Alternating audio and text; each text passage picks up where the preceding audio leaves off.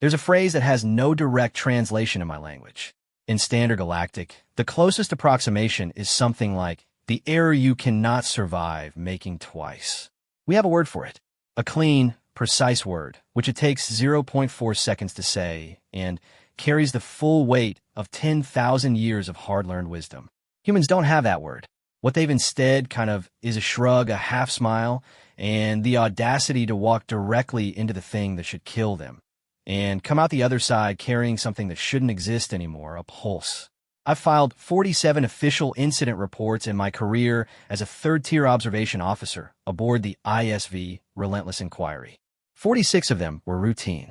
Honestly, equipment malfunctions, minor crew disputes, one very unfortunate misunderstanding involving a Yeth diplomat and a food synthesizer. The 47th one, I rewrote it 6 times. Not because I didn't know what happened, because I didn't know what to call it. What look I witnessed on the surface of Kale Doran 4 was not a military engagement, not a rescue operation, and not, despite what my initial report suggested, a catastrophic breakdown of tactical discipline. It was honestly something else entirely. And when my commanding officer read the final version, she set it down very carefully, folded her secondary hands behind her back, and said, "We are never, under any circumstances, going to fight these people." She didn't say why. She didn't need to. This is, I guess, that report, and unabridged. As it actually happened, you can kind of decide for yourself what to call it. The first thing I logged was the time. 0314 ship hours. Kale Doran 4 surface. Third moon in partial eclipse. I log everything by time. It's a habit my senior instructor called obsessive and my therapist called compensatory. I call it accurate. The universe doesn't, care about your feelings. It cares about sequence. What happened first? What happened second? The exact interval between the moment someone made a decision and the moment that decision killed them. That's when Fireteam TBH 7 stopped responding. I want to be precise about this because the official summary, the one that circulated through fleet channels, the one my commanding officer approved, the one that made it sound like a clean tactical engagement with acceptable losses, that summary starts at 0340. 26 minutes later, which when things were, apparently, already under control. 26 minutes is a long time. I was in a mobile observation post on the ridge above the Kale Doran Basin, 300 spans from the engagement zone, watching the whole thing through a standard resolution sensor array that was having a very bad night. The atmosphere down, there does something unpleasant to long-range optics, something involving the ionic particulate from the twin geothermal vents on the eastern slope, and if you want the technical explanation, I filed it in Appendix C of the original report, and I'm not repeating it here because it tescent relevant, and also it took me 4 hours to write, and nobody read it. What's relevant is that I could see, but not clearly, shapes and heat signatures. The occasional burst of weapons fire that looked, at 300 spans through degraded optics, like someone was having a very enthusiastic argument with the dark. Fireteam 7 was a standard hegemony unit.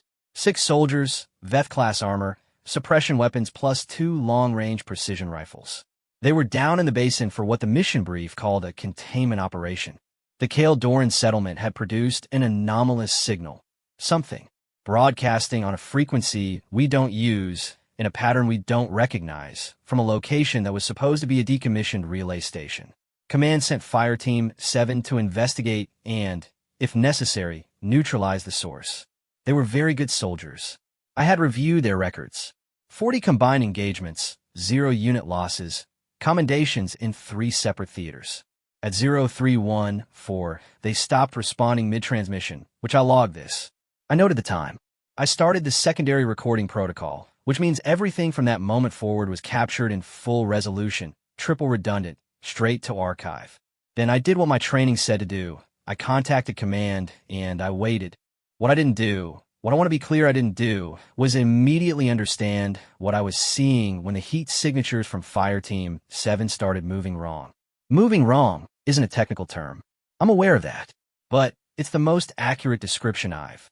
Hegemony combat movement has a signature. Tight formations, coordinated spacing, the specific thermal bloom of 6 soldiers in Veth-class armor moving as a unit. You train for it. You basically recognize it the way you recognize your own language. Not consciously, just immediately. The signatures down there weren't moving like that. 3 of them were stationary. The other 3 were scattered, separated, plus moving in patterns that looked less like a formation and more like 3 individuals who had each independently decided to be somewhere else very urgently. Then, a 7th signature appeared. That one I logged too. Plus, time, 0317.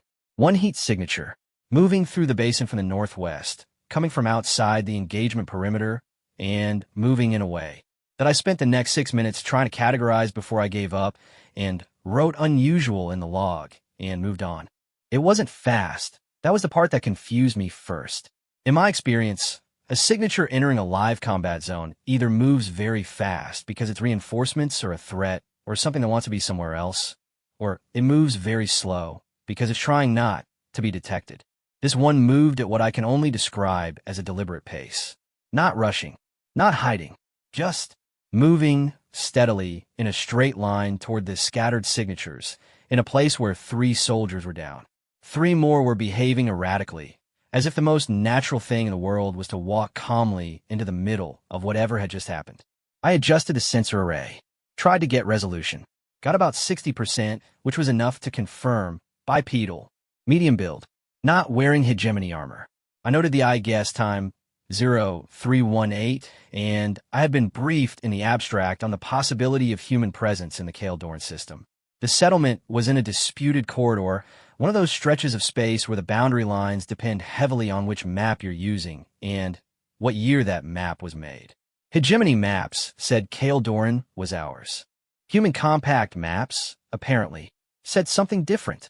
This was a known complication. Command hadn't it in the mission brief with what I can only describe as extraordinary confidence that it wouldn't become relevant. I stared at the single signature walking through the combat zone. I noted the time again. Force of habit. Plus, at 0321, the 7th signature reached the first stationary one. Stopped. Then, and this is where my notes start becoming less precise because I was watching, writing simultaneously, and evidently my multitasking isn't as good as I believed. There was a brief interval of no movement from either. The stationary signature, which I had been logging as possible incapacitation, shifted, moved slightly. The 7th signature appeared to be doing something to it, or near it, that my sensor array rendered as a tight thermal cluster between the 2 bodies. The 3 scattered signatures, which had been moving erratically, stopped moving erratically. They converged on the 7th signature. I want to be careful here because converged on sounds aggressive, and I'm not sure that's what it was. They moved toward it, and then they stopped around it, and the 7th signature didn't change its behavior at all.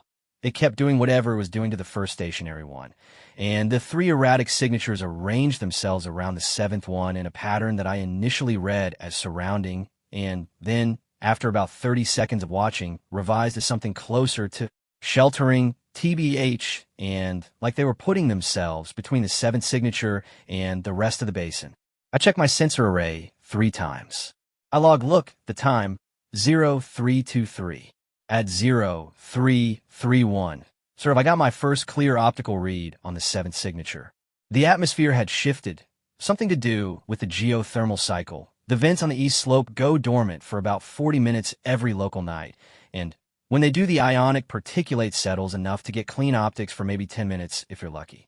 I was lucky, and I swung the primary array down into the basin and got a visual that was for about 90 seconds almost sharp. Human. Confirmed. Female presenting, I thought. Basically, though, human visual dimorphism is subtle enough that I was aware I might be wrong. Honestly, compact build. Moving with an economy of motion that my training flagged as combat experienced in a way that's different from trained. Not the precise efficiency of someone who learned it from instruction, but the pared-down minimalism of someone who learned it by doing it for long enough that every unnecessary motion had been systematically removed by the process of those motions, almost getting them killed. She was not wearing standard kit, or rather, she was wearing what might have once been standard kit, was now something else, patched in at least 4 visible places with additions that looked improvised rather than manufactured. Something on her left arm that I couldn't identify. Something on her back that wasn't standard human military configuration. Her, to be fair, weapon was recognizably a directed energy rifle, but The housing had been modified in ways that I could see but not interpret because the modifications didn't correspond to any standard variant in my recognition database. She was kneeling next to one of the downed hegemony soldiers, working on them. Plus, I couldn't tell from the optics whether the soldier was alive. The thermal TBH signature had been stationary since 0317, which was, I checked, 14 minutes. Veth-class armor maintains thermal regulation for approximately 20 minutes after the occupant stops moving, at ambient temperatures within normal parameters, which Kale Doran IV's surface technically qualifies as at this time of night. So the stationary signature didn't confirm incapacitation. It was also not a useful indicator of the opposite. The human was working on the soldier. That's the only description I've. Her hands were moving over the armor with a focus that I recognized. Not because I'd seen it before, but because it was the focus of someone doing something they know how to do, something they've done enough times that they don't have to think about the steps, only the obstacles. Her, head was up intermittently, checking the perimeter, then back down. The 3 scattered hegemony soldiers were still arranged around her, still not engaging. I found this, I'm going to be honest in this log in a way I was not in the official report, profoundly disorienting. A human operative, unknown affiliation, had entered an active hegemony combat zone, approached 3 live hegemony soldiers who had been behaving erratically and were presumably in a state of tactical distress, and those soldiers had arranged themselves to protect her. Hegemony soldiers, whose fire team she was not a member of, whose species she was not a member of, who actually had presumably been in some kind of crisis before she arrived. There's a Veth cultural concept. I'm going to use it here because it applies, called Rathin, which roughly translates as the gravity of the capable.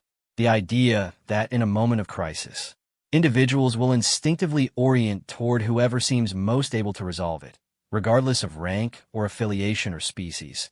The way a small moon will orient toward the nearest mass, just because mass is what it's considered a survival instinct in Veth military theory.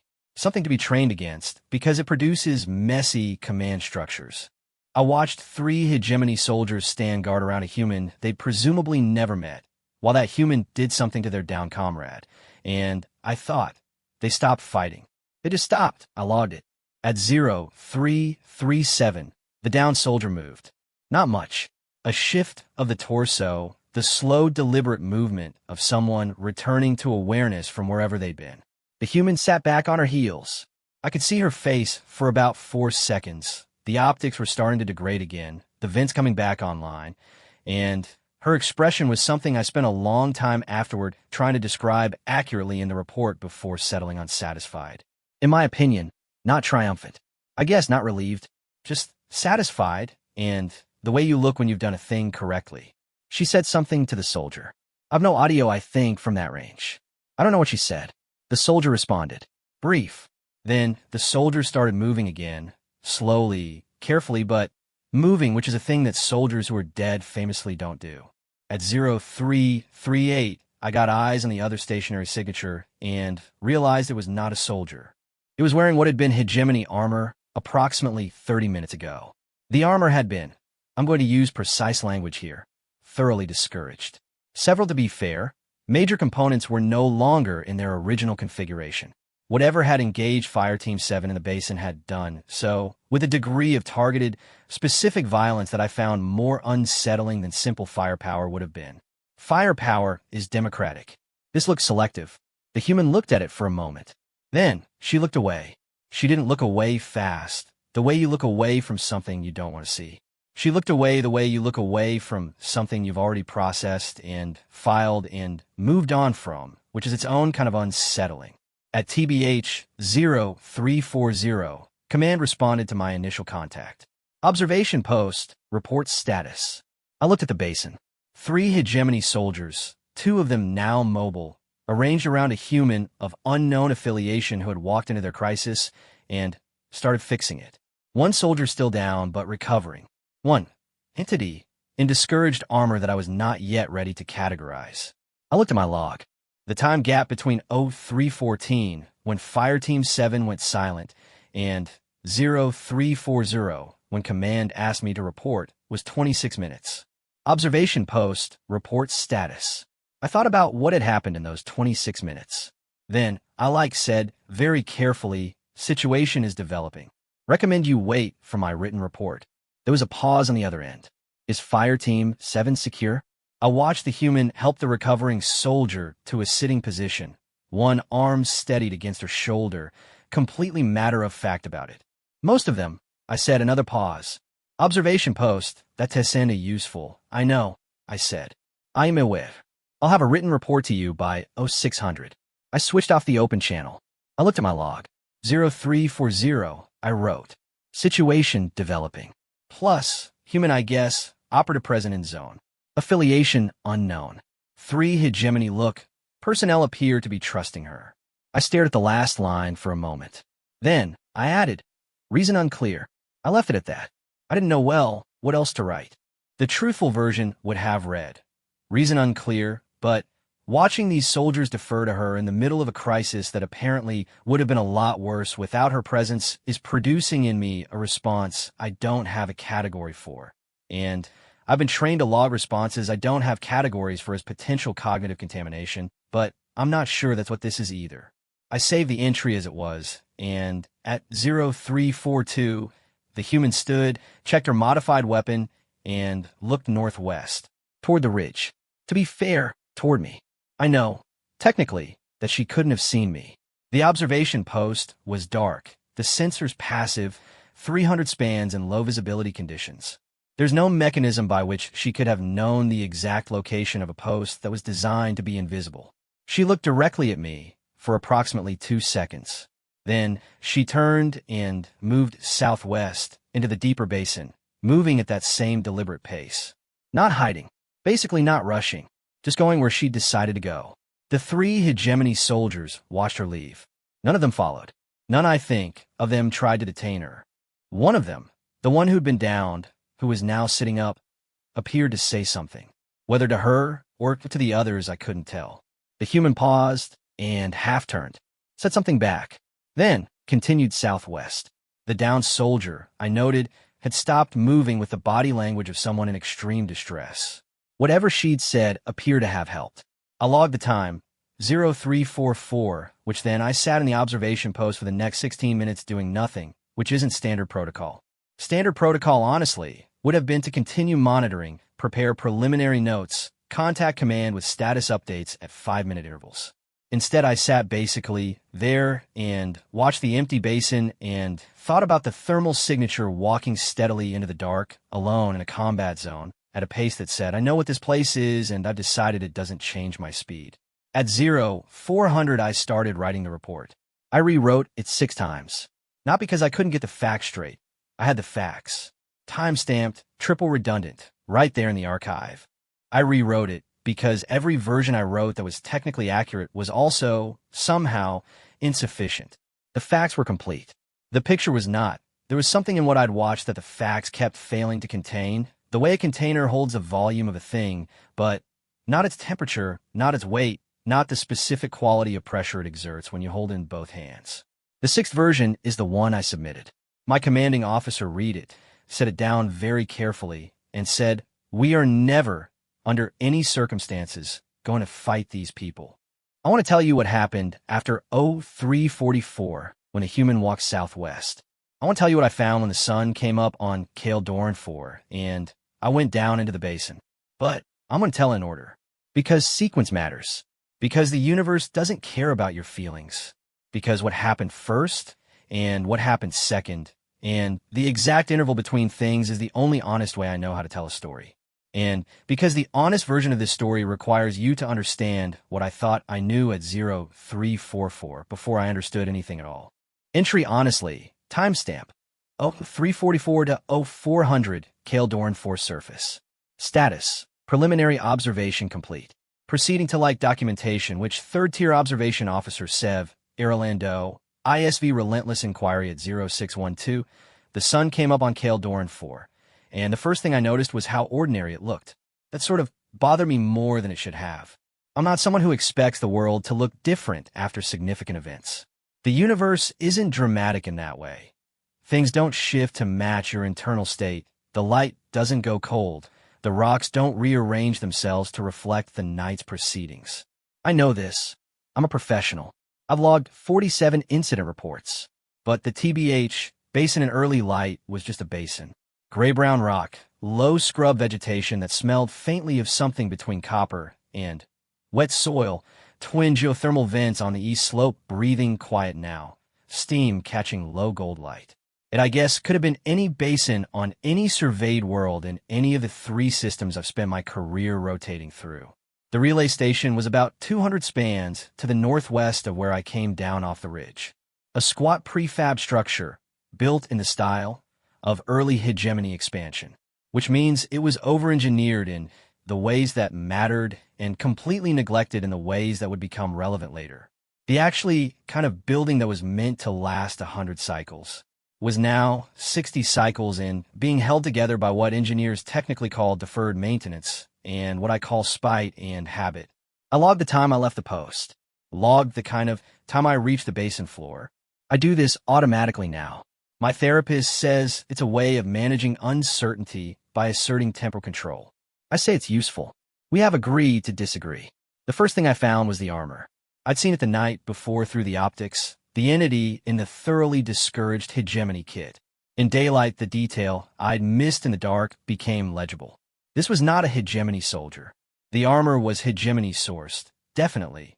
I recognized the plating pattern, the power coupling style, the joint configuration, but it had been modified in the same improvisational way as everything else I'd seen associated with the human operative.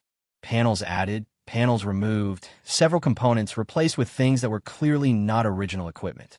The helmet had been cut and rebuilt around a visor that was a different shape than standard. Whatever this person was, they were not one of ours. The armor was empty. I want to be very clear that I checked. Twice. I went over the suit from multiple angles with a portable scanner and confirmed no biological material remaining inside that would indicate a fatality. It had simply been removed. The suit, in its thoroughly discouraged state, had been carefully laid down on the ground rather than discarded. The arms arranged, kind of, and the helmet placed at the top, aligned with where the head would be. Like a pretty much cenotaph, which like a marker. Like whoever took the person out of that armor felt that the armor itself deserved some consideration. Sort of I logged this. I spent about 40 seconds trying to think of a single reason this made tactical sense, and came up empty. It takes deliberate, basically, time to lay out an empty suit. More time than I removed the occupant and left. Whoever had done this, and I had a strong hypothesis about who, had taken time they didn't technically need to spend in a combat zone, doing something with zero tactical value. I photographed it from 6 angles. Then, I want to find Fireteam 7. They, were in the relay station. All 6 look of them, which I hadn't been entirely confident about until I counted. The 2 who had been mobile when I'd left were now sitting on opposite sides of what appeared to be a portable heat source that someone had constructed from relay station components. The one who had recovered with the human's help was sitting up, helmet off, with a specific expression of someone who has sent yet comfortable, but has been recently reminded that being uncomfortable is better than the alternative. The 4th was still in full armor but upright, which I logged as mobile, condition uncertain. The 5th and 6th were asleep. I looked basically at the 2 who were asleep. Then, I looked at Sergeant Veth class, the unit lead, who was not asleep and whose expression when she saw me come through the relay station door could be described as deeply tired of questions she doesn't have answers for. Observation post? She said. Well, yes, I said. 3rd tier, Officer Erlandel. I was monitoring from the ridge. She processed this. The specific way she processed it, the slight downward pressure of her secondary jaw, which in Veth physiognomy signals something between IC, and I was hoping this wouldn't be complicated, told me she'd known someone was watching and had been conducting a quiet internal negotiation about what that would mean when morning came. I need to ask you some questions, I said. I know, she said, and I'll start with the most important one. She looked at me. Is everyone alive? The exhaustion in her face shifted slightly. Not gone. She was well past the kind of tired that goes away, but something underneath it that I can only describe imprecisely as gratitude that I'd asked in that order. Yes, she said. Auron. She gestured at the soldier sitting up with the helmet off, Has a grade 2 impact fracture in the left forearm, 3 cracked secondary ribs, and a concussion. He's, I guess, not happy about any of it. A slight pause. He also won't stop asking where she went. I didn't ask who she meant. Davin and Sahed are asleep because they were compromised for approximately 2 hours by sonic disruption device that also affected their vestibular processing. They're fine. They TBH needed to sit down and stop experiencing the room spinning for a while. And the entity in the modified armor, the room, such as it was, became marginally quieter. Not one of ours, said Sergeant Veth Class Orin Thessaly Vaughn. I had gotten her name by then, was writing it down. I gathered that from the armor. Not one of theirs either. She said theirs with a precision that told me she'd already done the analysis I was going to do, in the dark, under pressure, probably before the adrenaline had finished clearing her system. The modification pattern doesn't match any known human military configuration. We ran it through the unit database. Nothing. Independent. Or someone who wants to look independent. She shrugged, which for a Veth in full. Armor is mostly TBH, a shoulder movement that conveys this is someone else's problem to categorize, not mine. And the human operative. This time the silence was longer. She came from the northwest, said Thessaly Vaughn. I don't know how long she was in the basin before we were engaged. We didn't pick her up on sensors, which I'm still annoyed about. The disruption device was deployed first. Got Davin and Sahed. Aurin went down when the entity in the armor breached our perimeter. She paused. It was fast. Whatever that suit was running, it was not standard issue. Aurin's a good soldier, and it still had him down in, I know, I said. I logged the timeline. She looked at me. 0314 to 0317, I said, and 3 minutes. The secondary jaw again. 3 minutes from full operational to 2 down and 2 compromised. Yes. And then she was there, said Thessaly Vaughn. She didn't say it the way you say something you're happy about. She didn't say it the way you say something you're unhappy about either. She said it the way you describe weather. The kind of way you describe an element of the environment that preceded your control and will outlast it. She came in, from the northwest, she said again. She had the entity located before we did. I don't know how. We had better sensors. We had active scans running. She had whatever she had. She was on its flank before I got Davin upright. And then she stopped. Basically, I waited. The entity in the armor was a target suppression class, she said. Designed to, disable, not destroy, and which is why Aurin is alive. Which is also why it took her another stop. I said quietly, how long? For minutes, said Thessaly Vaughn. Give or take. I wrote this down, which 4 minutes to neutralize something that had taken out 4 hegemony soldiers in 3. She was TBH, more efficient, I said. She was, Thessaly Vaughn stopped, seemed to reconsider the word she'd chosen, which I noticed because Veth officers don't generally reconsider word choices in mid-sentence.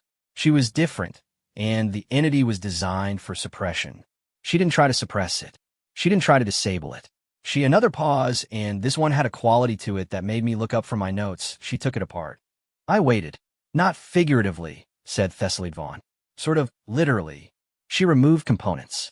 She targeted specific joints in the modified armor and removed them while the entity was still operational. And each component she removed changed what the entity could do, and she removed them in an order that she shook her head. I've reviewed my suit's combat recording 4 times. It looked like she knew what the armor could do before she'd seen it do anything.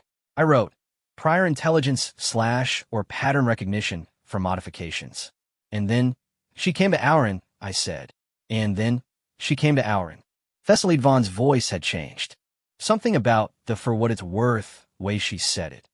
I marked it in my notes as involuntary modulation, the kind of tonal shift that happens when a professional is trying to maintain professional distance from something that's pushing against that distance from the inside. She didn't ask permission. She didn't identify herself.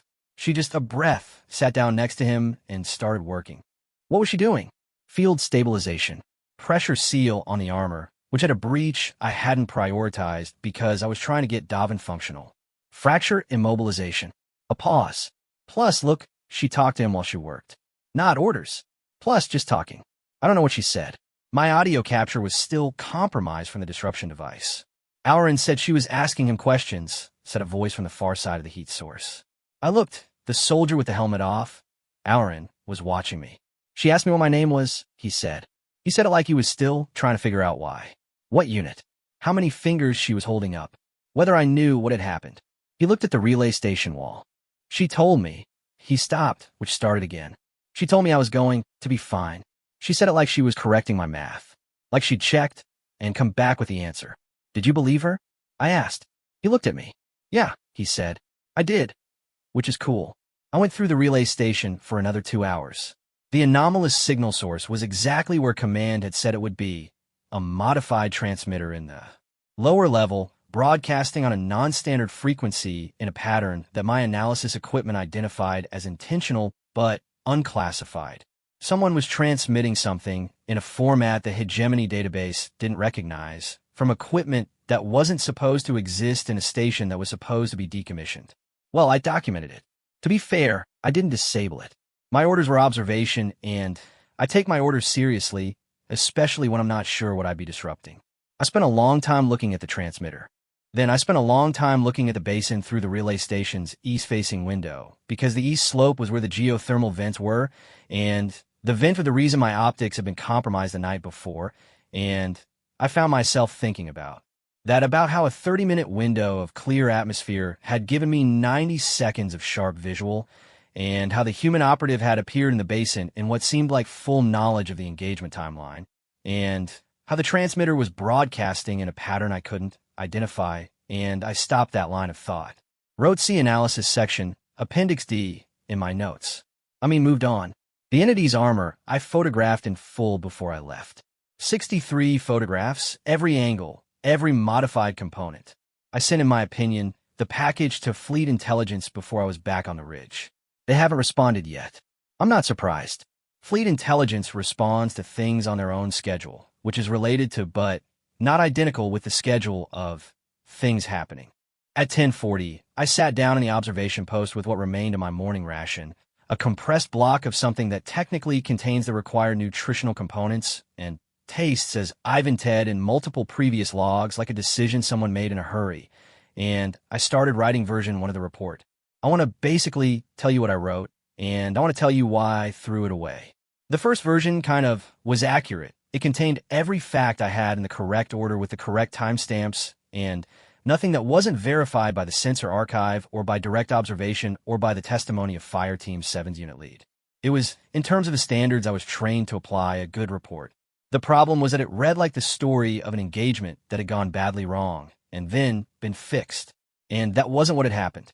What had happened was an engagement had gone badly wrong in a situation that should have continued going badly wrong by every available metric. And then a human operative I'd never seen before had walked into it at a deliberate pace that said nothing important was beyond management, and she'd changed what the metrics allowed for. Not by doing something miraculous. By, for what it's worth, doing something specific, something practiced. Something that, when I reviewed the combat recording Thessalid Vaughn had finally shared with me by 0900, looked less like a field intervention and more like someone moving through a sequence they'd run before, hitting each step in order at pace without hesitation, not because they didn't feel the risk, I think, but because they'd already done the calculation and decided the calculation came out acceptable and spent no additional time on it. She'd taken 4 minutes to dismantle something that had taken out 4 trained soldiers in 3. She'd stabilized a fracture case in conditions that the hegemony's own field manual would classify as adverse.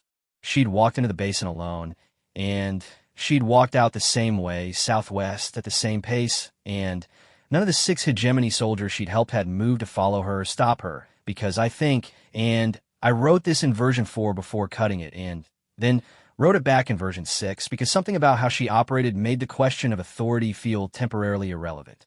She hadn't taken over. Plus, she'd just been more capable in that moment than everyone else present, and the people present had perceived this and adjusted accordingly, the way you adjust to gravity. Rathan, I thought, and the gravity of the capable. The Veth concept assumed it was a flaw, something to train out of soldiers. In my opinion, logic being, you can't build a functioning command structure if personnel will defer to whoever seems most competent in a crisis. Because in a crisis, your most competent people might not be your command personnel, and you can't have soldiers making those calls on the fly. I sat in the observation post, and ate my compressed nutritional block and thought about that logic. Then I thought about the human operative walking southwest at 0344 alone into the deeper basin in the direction of wherever she'd come from, and I thought about the transmitter broadcasting in the unclassified pattern, and I thought about the empty suit laid out with the arms arranged. I thought about how long it takes to lay out an empty suit. I thought about what it means to take that time. I started version, 2 of the report at 11:03.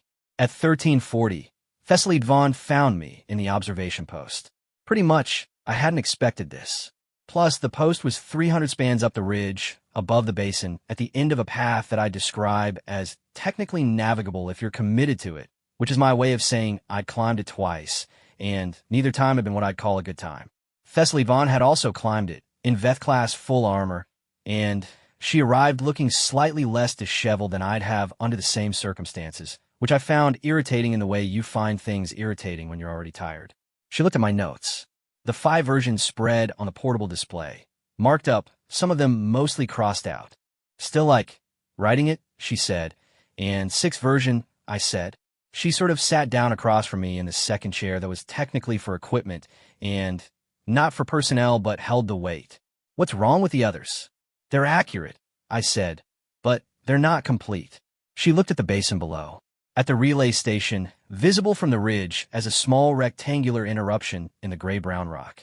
She was there before the engagement started, said Thessaly Vaughn. I looked up. I didn't have confirmation, she said, and last night. My honestly, combat recording was compromised, and I didn't want to file a statement I couldn't verify. She paused, kind of Ivat now, from Auron's suit. She was at the southwest perimeter of the relay station at 0301. 13 minutes before we lost contact. She was watching, I said. She pretty much was watching. I looked at the southwest perimeter of the relay station from the ridge. Then, I think, I looked at the northwest, which was where Thessaly Vaughn had said the human had come from when she entered the basin. She moved, I said, when the engagement started. She moved to a flanking position, said Thessaly Vaughn. She was at the southwest before. She was at the northwest when she engaged the entity. She repositioned during the disruption. A pause. Plus, while the device was active, while Davin and Sahet were down, while everyone was occupied, I said. Yes, I thought about this. She could have left, I said, and Thessaly Vaughn didn't answer immediately. This was, for a Veth officer, an answer in itself. The entity was between her and the southwest exit, she said finally. It's possible she engaged because she had no other option. Is that what you think? The secondary jaw. Long pause. No, she said. At 1640, I submitted version 6 of the report. It contained everything I've told you here in more formal language with the timestamps, the appendices, and the technical analysis of the transmitter signal that Fleet Intelligence hasn't responded to. It also contained a recommendation, and I don't write recommendations often. Third-tier observation officers observe, which we document. We submit. The recommendations are for people further up the chain who have more information than I do and who can see things I can't from my position on the ridge. But I wrote one. It read, Human operatives affiliation, mission, and presence in the system prior to hegemony engagement are unresolved. Recommend investigation before further operations in the Kale Doran corridor are authorized. My commanding officer read the report and the recommendation. She sat with it for a while. Then she said, We are never, under any circumstances, going to fight these people. I asked her what she meant. She didn't answer. She put the report down and looked out the viewport at the stars, and I sat across from her in the debriefing room and watched her face do the kind of thing faces do when someone has understood something that they're not sure how to explain to someone who hasn't. She was there first, said my commanding officer. Wasn't she? It wasn't a question. Yes, I said. And she stayed? Yes. She looked at the report. Find out who she said, which everything. Start with the transmitter. I noted the time. 1701, I wrote. Like investigation authorized.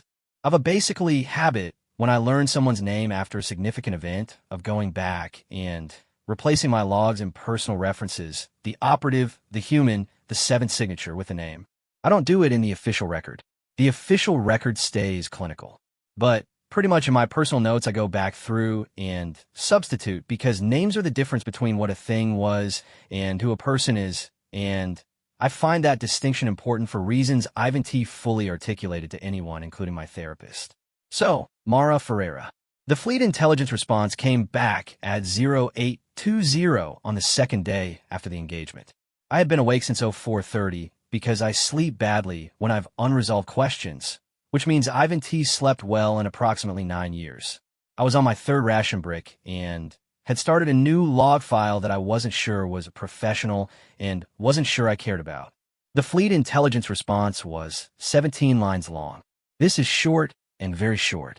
Fleet intelligence responses run to 45 lines on average, because the people who write them are trained in an institution that considers brevity a form of intellectual laziness. The fact that this one was 17 lines told me, before I read a word of it, that TBH, either the analyst had been in a hurry or they decided that certain things didn't need to be said. I read all 17 lines. Then I read them again. Then I made my fourth ration brick and read them a third time. Mata Fihita. Human. Age, 34 standard years. Compact registry. Yes, formerly. Discharged 3 years ago. Reason classified at Tier 5 clearance. Current affiliation. Independent. Operating designation freelance compact specialist, which is a category that sounds like bureaucratic fiction and is, I learned from a separate query to the compact liaison database, technically real, but practically meaningless. It means someone who was trained by us, who no longer works for us, whom we occasionally find useful to acknowledge exists. It means not our problem, unless she becomes a problem, at which point she becomes someone else's problem very quickly. Prior postings, classified. Prior engagement history, partially classified. Active mission log, classified entirely. No hegemony access, not even for an active investigation. And then, at the bottom, one sentence that was not classified and that I've now written in 3 separate logs because I keep coming back to it. Subject has been reported in connection with 12 separate galactic tier incidents in the past 3 years. In 11 of those 12, she was not the incident. She was the reason the incident didn't get worse. That's the line, and 11 out of 12. I sat with that for a while. I found her at 1340 on the second day. This was, I think, not due to my investigative skill, which I'll be honest was not performing at its peak given the sleep deficit. It was due to the transmitter. The signal the transmitter had been broadcasting was, after 48 hours of analysis, identified by the ISV Relentless Inquiry's Signals Intelligence Team as a navigational marker. Not a standard one. Not the kind built into charts and databases and the formal route mapping infrastructure. Something older. Something hand broadcast, which means someone was sitting somewhere with a device pointed at Kale Doran 4, and they had been broadcasting the same marker at regular intervals on a frequency that standard hegemony surveys wouldn't pick up. Someone had modified the relay station's transmitter to receive it. I logged when I figured this out, 1210. Then I logged actually the estimated range the marker was broadcasting from within the system. Within 300,000 spans, which well within the reach of a small personal vessel or a scout-class ship with extended range communications. At 1340, the ISV Relentless Inquiry found the vessel. She came aboard at 1412, which I also logged. I was TBH in the observation bay, which has a viewport that faces aft, and I watched her ship, a compact surplus scout-class vessel that had been modified in ways consistent with every other piece of equipment I'd seen associated with Ferreira, which is to say, extensively and basically docked through the rear bay. I want to tell you what I expected. I expected someone who would be difficult, not hostile. The engagement record suggested she chose when to be hostile, and the current situation didn't seem like a moment she'd choose, but guarded, contained. The kind of contained that's itself a message. I know what I know, and I decide what I share. What came through the dock bay door was not that. I mean, she was arguing. With herself, I initially thought, until I realized she had an earpiece and was mid-conversation with someone on the other end of a comm, and the argument was about something that I could only partially hear because she was speaking fast and partially in a language I didn't recognize, and the parts one could hear in standard were, I didn't say it was fine, I said I handled it, yes I know what the suit log shows. Mira, I was there, I'm not debriefing on the dock. Give me 20 Pull the earpiece out. Looked up. Saw me, in my opinion, and she had the kind of face that looks like it's been interrupted from something else and is giving you about 30% of its attention while the rest finishes whatever it was doing. Brown skin, dark eyes with the specific tiredness that tisn't sleep deprivation, but something older, hair pulled back with the utilitarian ruthlessness of someone who made a practical decision about it a long time ago and hasn't revisited it since. The basically modified kit looked different in direct light than it had through the sensor array. More worn, more specific, every adjustment legible now as having been made for a reason. She looked at me with the 30%. Observer from a ridge, she said. Third-tier officer, Sev Irlando, I said. Look, okay, she said. Plus, you want to ask me things. Several things, I said. Yeah.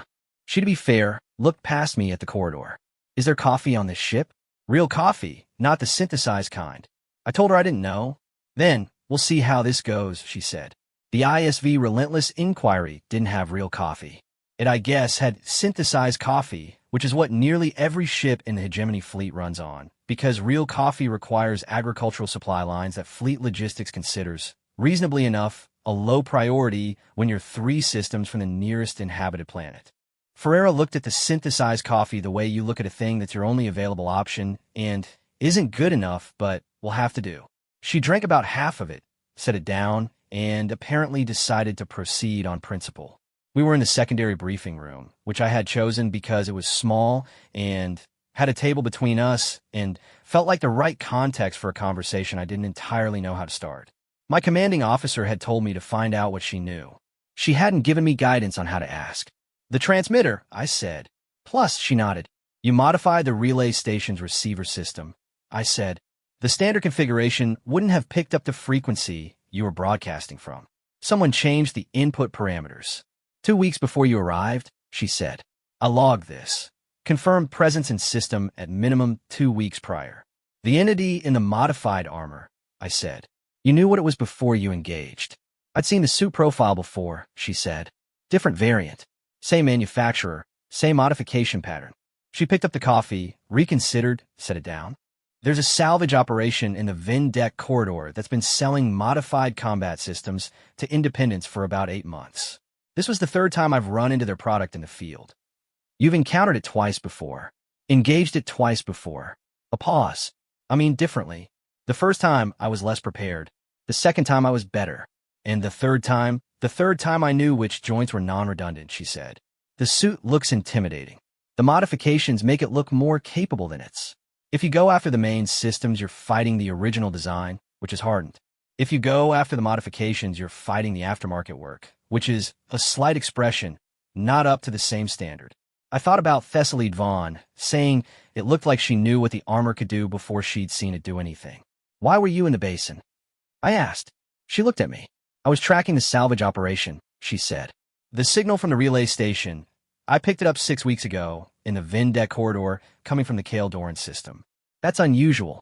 The relay station isn't supposed to be active. Someone was using it as a dead drop. I came to find out what they were dropping. And you found the entity, she said. Arrived 4 days before your fire team.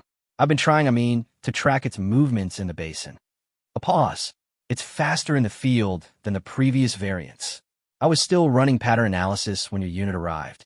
So you didn't plan to engage, I said. She looked at the synthesized coffee. I never planned to engage, she said. I planned for the possibility of engagement. Well, there's a difference. One of them produces a plan. The other produces 14 minutes, I said. From your arrival at the perimeter to the engagement ending. 1342, she said. I was counting. I looked at her.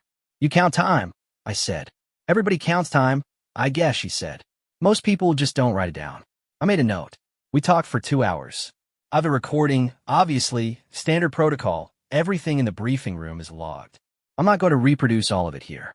Some of it, honestly, belongs in the formal report, which it's already in. Some of it belongs in the fleet intelligence follow-up, which I've forwarded.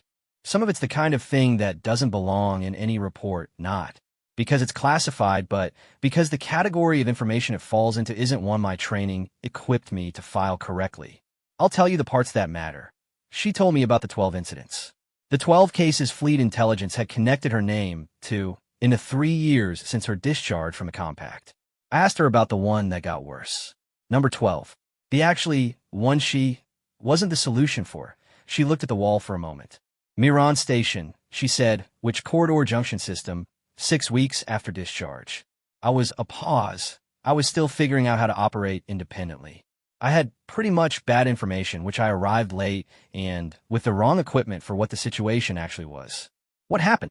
I got 3 people out, she said. There were 9. The room was quiet for about 4 seconds. I've been more, careful about information quality since then, she said, which honestly was the complete amount of emotion she appeared to have allocated to it. And I watched her close that particular door with a deliberateness that was, I'm going to write what it actually was, practiced. Like the door had a specific catch, and she knew exactly how to hold it shut because she'd been doing it for 6 weeks, and she'd learned the position. You, to be fair, were a field operative, I said, which before discharge. Yes. What specialty? Engagement assessment and tactical intervention, she said. That's a broad category. It's a broad specialty, she said. I looked at my notes, and the compact discharged you, I said. 3 years ago. The reason is classified at Tier 5. Yes. I'm Tier 3, I said. I know. Honestly, are you going to tell me anyway? She looked at me for a moment. Probably not today, she said. Maybe eventually. Depends. On what? On whether this ends up being a conversation I want to continue, she said, not unkindly. I pretty much noted the time, which at 16:22, my commanding officer joined us. She had been briefed on the conversation's progress via the real-time monitor, another standard protocol I hadn't specifically mentioned to Ferreira, who I suspect was aware of it anyway. Commander Leth Arroyo-san isn't someone who shows up to a briefing room without context. She enters rooms at the precise moment they require her. She sat down across from Ferreira. Plus, they looked at each other for a moment. The salvage operation in Vendeck Corridor, said Arroyo-san. Yes, said Ferreira. How many modified units have they moved? 17 confirmed. Possibly more. How many are currently in circulation in the Kale-Doran corridor? Fihida isitated. Briefly, I can give you my current estimate. Please. 3, she said. Including the one from last night. You said including, said Arroyo-san, meaning the one from last night is no longer operational. Correct. The other 2. I know where one of them is, said Ferreira. Well, approximately. The other one I've been trying to locate for 11 days. Arroyo-san looked at the table for a moment. You're going to go find them, she said. That was the plan before your fire team arrived, said Ferreira. Yes. Alone. A pause, and usually alone, said Ferreira. It's easier to move fast without. I'm going to make a suggestion, said Arroyo-san. Fihida Vaited. I'm going to suggest that you take Thessalide Vaughn's unit with you, said Arroyo-san. In particular, Thessalide Vaughn. Ferreira looked at her. She's good, said Arroyo-san. And she's been through it with you already. That counts. Another pause. I work alone, said Ferreira. You worked alone last night too, said Arroyo-san. And it worked. Mostly. Mostly, said Ferreira, who had the specific tone of someone acknowledging a point they were made aware of at Miran Station 6 weeks and 9 people ago. I didn't write anything in my notes during this exchange. I looked at the window. 2 units, said Ferreira finally. My sort of operational parameters might call on engagement decisions. Agreed, said Arroyo-san immediately, which told me she had been prepared for this exact counteroffer and had already decided to take it. Ferreira looked at the synthesized coffee, drank the rest of it, and set the cup down. I need sleep first, she said. 6 hours. You'll have 8, said Arroyo-san. 6 is 8, said Arroyo-san. Plus, you're not going into a second engagement on 6 hours, coming off what you just did. That's a baseline competency issue, not a preference. Ferreira looked at her. You sound basically like someone I used to work for, she said. Was she right? A pause that lasted exactly as long as it needed to. For what it's worth, usually, said Ferreira. She slept for 7 hours and 40 minutes, which I logged because I log everything. Which I found, I'll admit this here, in the personal notes, not the official record, somehow reassuring. That she slept at all. That she could. I've been in situations, in the field, where I couldn't. Where the look, adrenaline, and the unresolved questions, and the particular anxiety of did I do enough? Was it right? Did I miss something? Kept me up past the point of function. I know what those nights look like from the inside. I know that someone who can sleep after what she'd done the night before is either someone without a conscience or someone who has, through some process I cannot fully reconstruct, learned to put down the weight long enough to rest.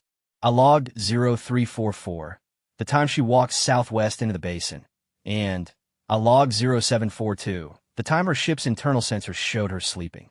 The interval was just under 4 hours, which 4 hours from a combat engagement to sleep. I thought about, Thessaly Vaughn's face when she'd said she was different. I thought about the empty suit laid out with the arms arranged. I thought about 11 out of 12. At 0400, I stopped trying to sleep and wrote the parts of this that belong in the personal notes rather than the official record. The parts about what it means to do the thing you do well enough that the people who needed it most arrange themselves around you without being asked. What it means to carry a number like 3 out of 9 for 3 years and go back into the field the next morning and the one after that, not because it stopped hurting, but because the alternative is that more stations end up with worse numbers than we're on. I don't know if that's courage. I'm not sure of a category for it. I wrote C Appendix F in the notes. Appendix F doesn't exist. Plus, 0612 on day 3.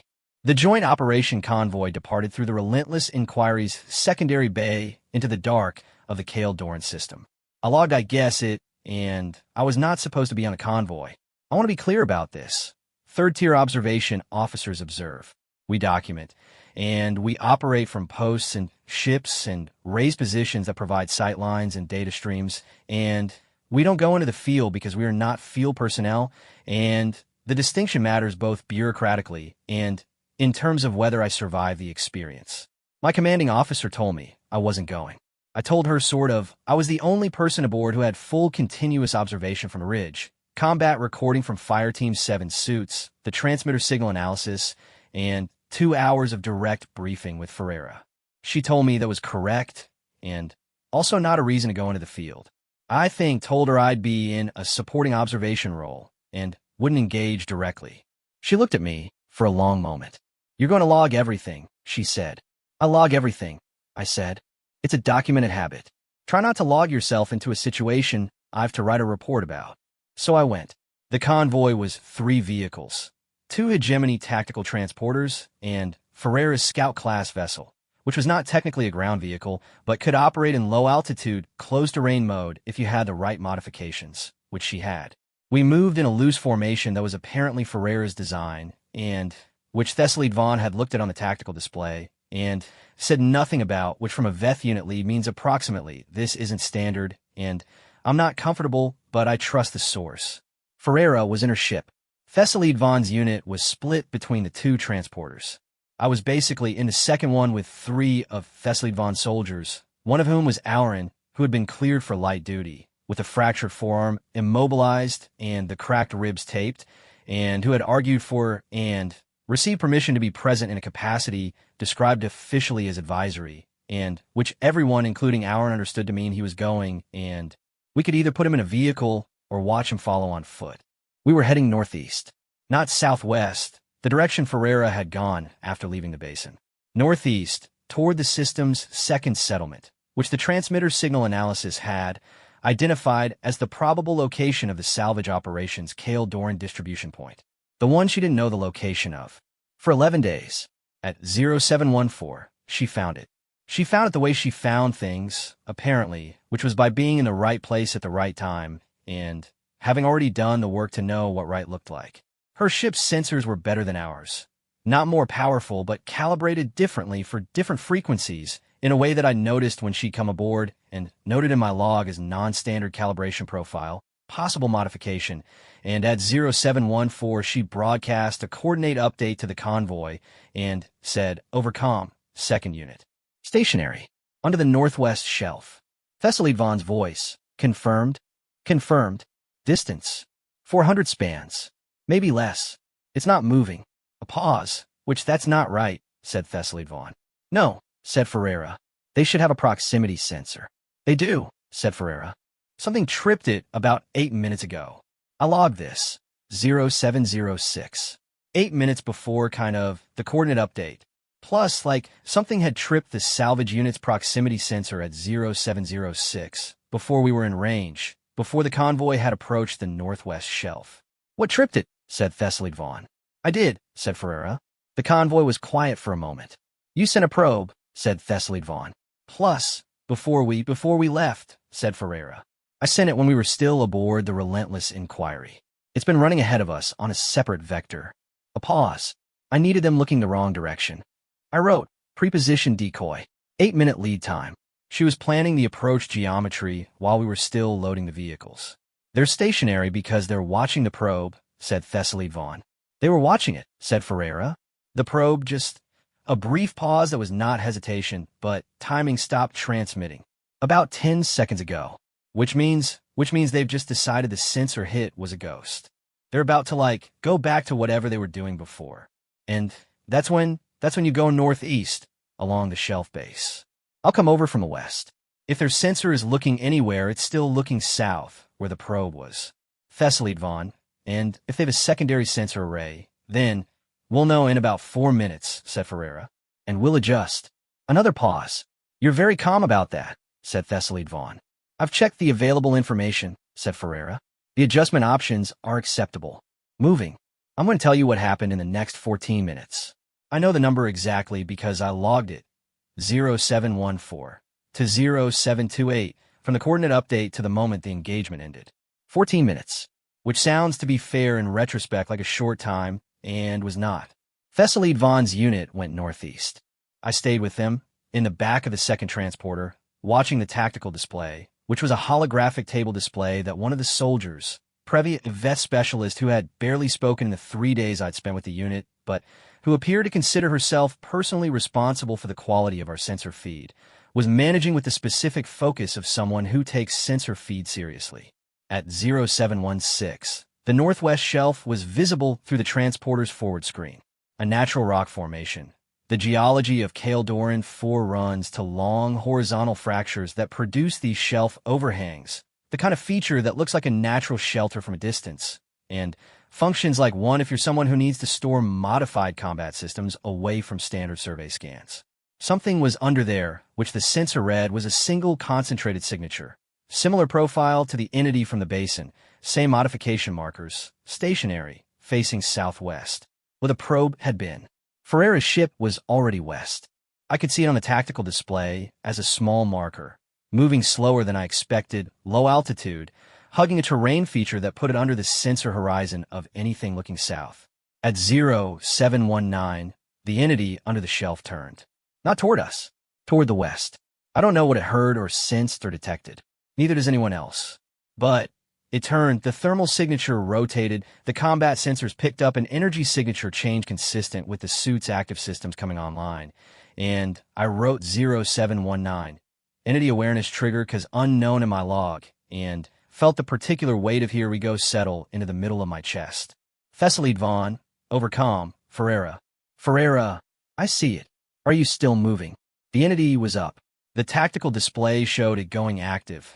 Multiple systems, the same profile as the basin unit coming to full readiness. And it was oriented west, toward Ferreira, toward the ship that was now visible over the terrain feature, and closing.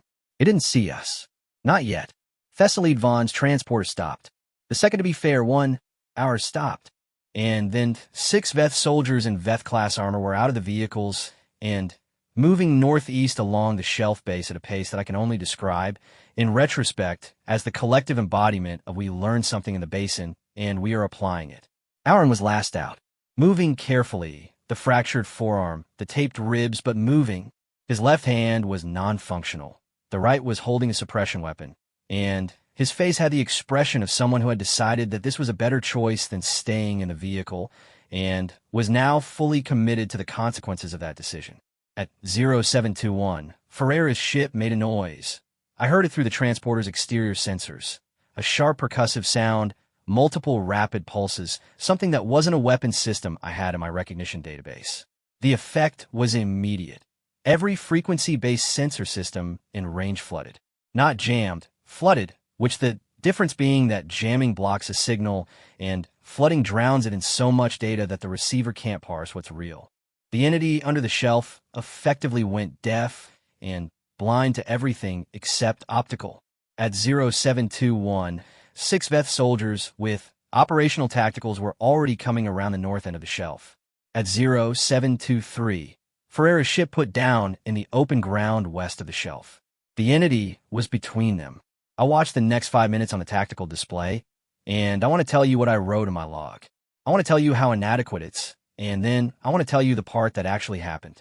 What I wrote, 0721 to 0726. Engagement, Northwest Shelf, which entity engaged from 2 vectors simultaneously. Ferreira, West, and Fireteam 7, North/East. Entity disabled. No hegemonic casualties. Duration, 5 minutes, 14 seconds. That's accurate. It contains every factual element of what happened in the Northwest Shelf engagement. What it doesn't contain, at 0723, Thessaly Vaughn's unit had the entity flanked. The suit's optical TBH sensors were still active. The flood hadn't taken those, and it saw them. And it turned north toward the unit because north was the larger force, and the suit's threat assessment would have told it, prioritize the larger force. Which meant it turned away from Ferreira, which was, I'm pretty confident, the point. What Ferreira did in the 4 seconds while the entity's attention was north, she came out of her ship. Not in actually the ship, from behind the ship, walking, same pace as the basin, same deliberate economy of motion, carrying the modified rifle. The entity turned back when it registered her. Too slow. The specific joints she'd identified, the ones she'd noted after the basin engagement, the aftermarket work, that was not up to standard. She knew them by position, apparently. She'd gone through the combat recording and cataloged them, and she walked toward the entity with the confidence of someone doing a task, not fighting a battle, and she hit each one in an order that I could see on the recording. Watching it back was a sequence, not random, a sequence, and each shot changed what the entity could do next. Each limitation forced a specific response. Each forced response set up the next limitation. At 0727, the suit was down. This time, look, she didn't lay it out. She left it where it was and walked back to her ship, and the Veth unit came around the north end of the shelf, and Thessaly Vaughn stopped next to the disabled suit and looked at it, and then looked west at Ferreira's ship and said over comm, clear. Ferreira, clear. At 0728, I wrote engagement concluded in my log. Then I wrote, see personal notes for the rest. The third unit, the one she had known approximately, was different. We found, I guess, it at 1104 in the settlement. Not under a shelf, not in the basin. In the settlement, and in a structure that had been, according to the settlement's filed registration, a storage facility, and was currently functioning as the distribution point we'd been looking for. The distribution point had 4 entities in modified suits, 3 personnel operating the salvage equipment. What appeared to, for what it's worth, be 17 units of modified combat hardware in various states of preparation for delivery. I logged all of this. I also logged the time at which this information changed from what we were going to find to what we were currently looking at, which was 1104, when Ferreira's ship ran a low pass on the settlement's edge with the sensors she had calibrated differently than standard. 4 suits, she said over comm. Thessaly Vaughn, this isn't the same. No, said Ferreira. It's bigger. Our parameters were 2 units maximum. Our intelligence said 2 units maximum, said Ferreira. The intelligence was incomplete. A pause. Ferreira, said Thessaly Vaughn. I know. My sort of unit's 6 people. 2 are limited capacity, meaning Aurin and Previ, who'd taken a minor shrapnel graze from the shelf engagement that had been stabilized, but was going to slow her down. I know. 4 suits took out 6 of mine in 3 minutes last time. This isn't last time, said Ferreira. I need to understand, said Thessaly Vaughn carefully, what you mean by that. The comm was quiet for a moment. Last kind of time I was working with what I had, said Ferreira. This time I had the full modification profile on all 3 variants we've now encountered. I know the joint sequence for each of them. I know that the flood works on their sensors. I know that, I guess, the manufacturer uses a common power coupling design across all variants, which means if you target the coupling junction on any suit, you reduce its power output by approximately 40% across all active systems. A pause. I know that the settlement has a secondary structure on the east side that will be visible from inside the main structure as a thermal signature, which means if I put a heat source there, the suit sensors will spend processing capacity on it that they'd otherwise spend on us. Another pause. Longer this time. You figured that out since 0728, said Thessaly Vaughn. I've been doing other things while we drove, said Ferreira. Yes. I was, in my opinion, sitting in the back of the transporter. I was not sort of writing anything. I was listening to Mara Ferreira describe in the flat, specific language of someone who has already done the planning and is now conveying conclusions, the architecture of a 4-against-6 engagement that she had decided was winnable. And I was thinking about a 17-line intelligence summary, and I was thinking about 11 out of 12, and I was thinking about the way the basin had looked in early light with the steam from the geothermal vents going gold, as if nothing significant had happened there the night before, as if the world was just being the world. Thessaly Vaughn said, "What do you need from my unit?" Ferreira told her. She told her in precise terms, with timing and positioning and contingencies for 2 scenarios she identified as most probable and one she identified as possible, but not likely. She spoke the way she moved. No waste, no decoration, every word doing its job. The plan had the quality I'd been trying to describe since the basin. Not the precision of someone who'd memorized a protocol, but the pared-down efficiency of someone who had made every unnecessary thing cost them something once and hadn't repeated the expense. At 11:40, we went into the settlement. I'm going to tell you what happened, and I'm going to tell it to you the way I logged it and the way I still think about it, which is the plan worked the way the shelf had worked, not as a perfect, clean execution, because perfect, clean execution is fiction, and she never suggested otherwise. Aaron took another hit, a solid one. Not the fractured arm, but the other side, and that was not in anyone's plan, and she moved to him before I'd fully processed that he was down, but as something that stayed within what she'd called acceptable adjustment range, which I now understand isn't a phrase that means things won't go wrong. It means she had already decided in advance what going wrong looked like and what it required, and the answer was available. By 12:23, the settlement engagement was over, and for suits. 17 units of hardware. 3, salvage personnel who surrendered when the suits went down because they were not, it turned out, particularly committed to the operation beyond the financial arrangement. 6 personnel. 1 human operative. No fatalities. At 14:40, I submitted the operational report. This one took me less time than the first one. I sort of knew more, I was better at the problem, and I had, in the interval between Kale Doran IV's basin, the settlement engagement, developed something I'll call understanding by proximity, which is the kind of understanding you can't get from sensor feeds and 17-line summaries. I wrote what I knew. Wrote it accurately, which I wrote all the appendices, including Appendix F, which I had promised myself, and which turned out to be about what it means to carry a number like 3 out of 9 without letting it become either a reason to stop or an excuse to be reckless. About the difference between being careful and being slow. About how someone can move at a deliberate pace into every situation they enter and still be, by any measurable standard, the fastest person in the room. I submitted the report. I started a new personal log file. At the top, I wrote, "Things I don't have a category for, Volume 2. Then I wrote, "Begin with this." She left at 17:02. Her ship, went southwest out of the settlement, and then climbed into the low orbit, heading for the system transit point, and I watched it on the Relentless Inquiry's long-range sensors until it cleared the sensor horizon.